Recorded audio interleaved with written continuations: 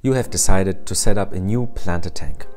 You have bought and installed the equipment and carefully selected the plants considering look, size and demands. But before you can actually plant your setup, you will have to prepare your plants.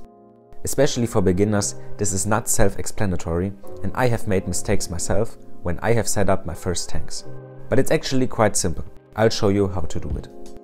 Here you can see the 3 most common ways you will receive your plants. First, as an in vitro cup with a nutritious liquid. In vitro means that the plant is cultivated in a sterile environment, so there are no algae or hitchhikers on there. Second, you can get in vitro with a nutritious gel. And third, the classical pot.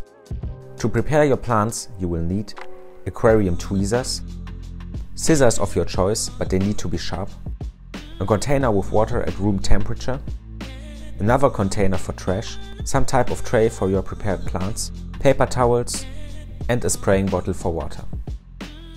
Let's start with the easiest one. In vitro with liquid.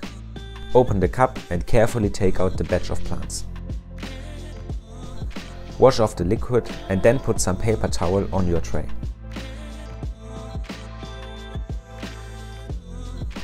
Mix it with the bottle. Rip the clump into little portions and place them on the wet paper towel.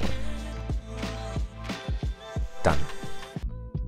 The in vitro with gel is only a bit more difficult. You will have to really wash off the gel, but everything else is the same. This Alternatera is a great example for a plant that you cannot just rip in portions. You will have to separate the juvenile plants carefully. In general, if you can make out single plants, you will have to do it this way, while most of the carpeting plants, stem plants and mosses can be treated as in the first example.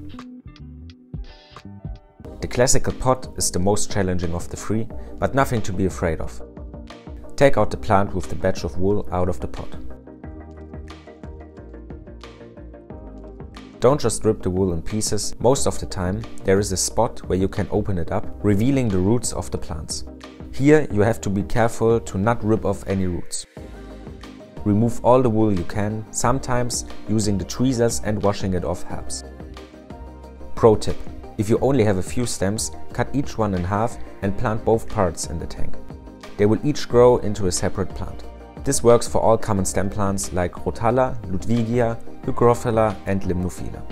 There are a few important things to know. First, regularly mist your prepared plants to prevent them from drying out. Or, what I would recommend, just fill up the tank before planting. Then you don't have to worry about the plants, you can prepare and plant them one after another. Second, it is essential that you remove as much as possible of the liquid, gel, wool, whatever. These are full of nutrients that will benefit algae in the first weeks. Take your time here, it's worth it in the long run. And third, what type should you select if you have the choice? I would always go for in vitro if possible. Although the cup is small, you get a lot more plants that will grow quick anyway. So even when it costs a little more, you get more for your money.